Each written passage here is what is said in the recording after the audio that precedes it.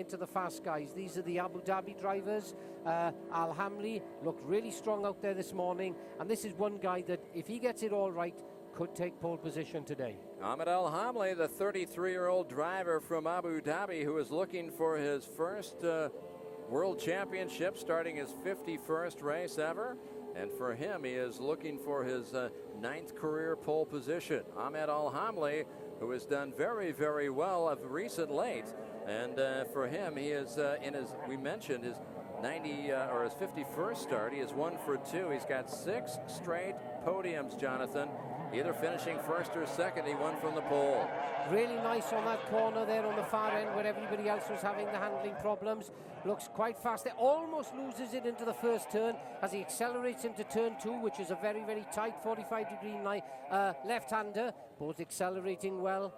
Looks really good. Good balance. We can see Scott Gilman there, crew chief, talking him the way around, telling him what the conditions are like, telling him where he can probably improve his time a little bit, where he can get a bit more speed. A lot of experience there for many, many time Gilman, who's really nurtured these Abu Dhabi drivers and brought them to the fore. This man is serious about grabbing pole position. He would just love to come away with victory as he pounds his way around this race circuit.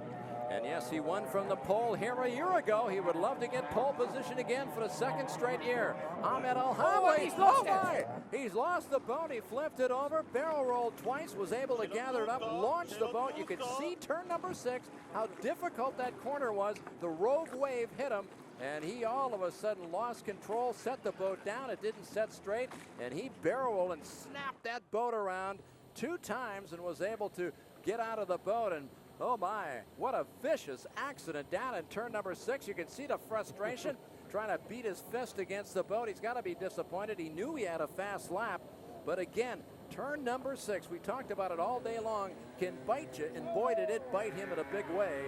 And now Ahmed Al Hameli's going back with wet diapers. He's had a tough run here in qualifying. Yeah, you could see he was on the limit there coming into the last turn, and you know, he just hit, as you said, one of those rogue waves, Steve, that the lap before it certainly wasn't there. And boy, that was a violent accident, and you could see he hammered the side of the boat afterwards in annoy, because he was so annoyed, because he thought, this could be it, this could be pole position for me. Well, I'll tell you one thing, it sure got the attention of the officials, and right away the Osprey rescue team went down there and jumped down the situation. You can see where the boat landed. He was taking it wide, and Ahmed Al Hameli has brought this qualifying session to a stop after he had a violent crash down in turn number 6.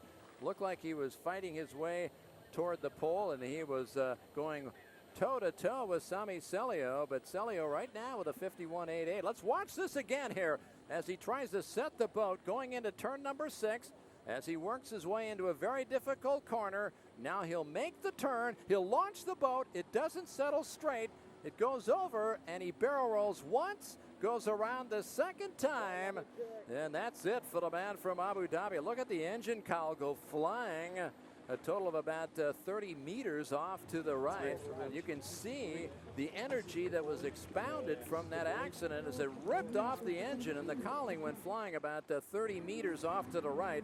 That kinetic energy just kept on going, and thankfully the driver was strapped into his harness system. He's A-okay. And again, you talk about the modern technology and how you build that survival cell, and it really paid off for him. And watch him one more time trying to set the boat. He launched it right there.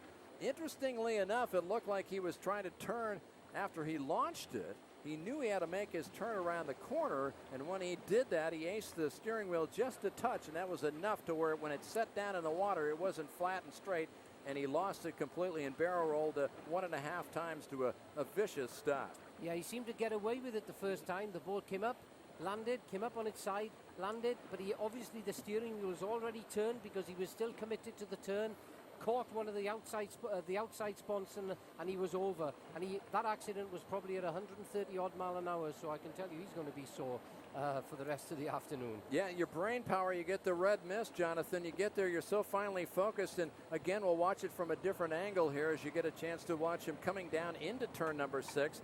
Now, he's got some great speed here, and he tried to throw it off, and from that point on, it looks like he was trying to make the turn, and the boat kept going. He set the boat. It was enough to get it up on the right spots and to kick it off, and then start the barrel rolling process. So he was in the middle of trying to make that corner. He knew he had such tremendous speed, but he knew he didn't want to go too far and too wide out of that turn number 6 to make the turn.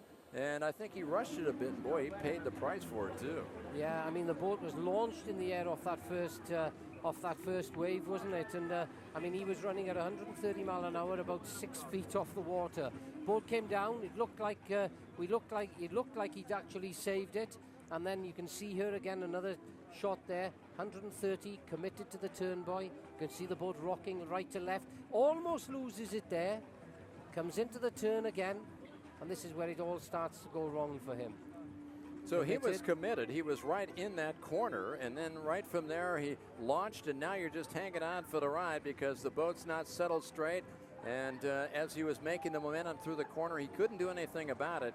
You got to wonder what's running through your mind, Jonathan. You've been through a few of these in your day, and you're fighting your brain to try to set it straight, but at the same time, you don't want to lose the momentum you have to make the corner, so you're fighting to try to go one way and your brain's saying go the other, and in a blink of an eye it's over for you, and now you're drying yourself off. Yeah, I mean, you get to a stage where you just hope that Lady Luck is on your side and you're going to get away with it, you know. And it looked as though at that time, when the boat skipped off the water the first time, it looked as though he was going to get away with it. But he was obviously already committed to the turn. The steering wheel was actually turned with him. The engine was facing the wrong way. It actually caught on that second wave and curtains.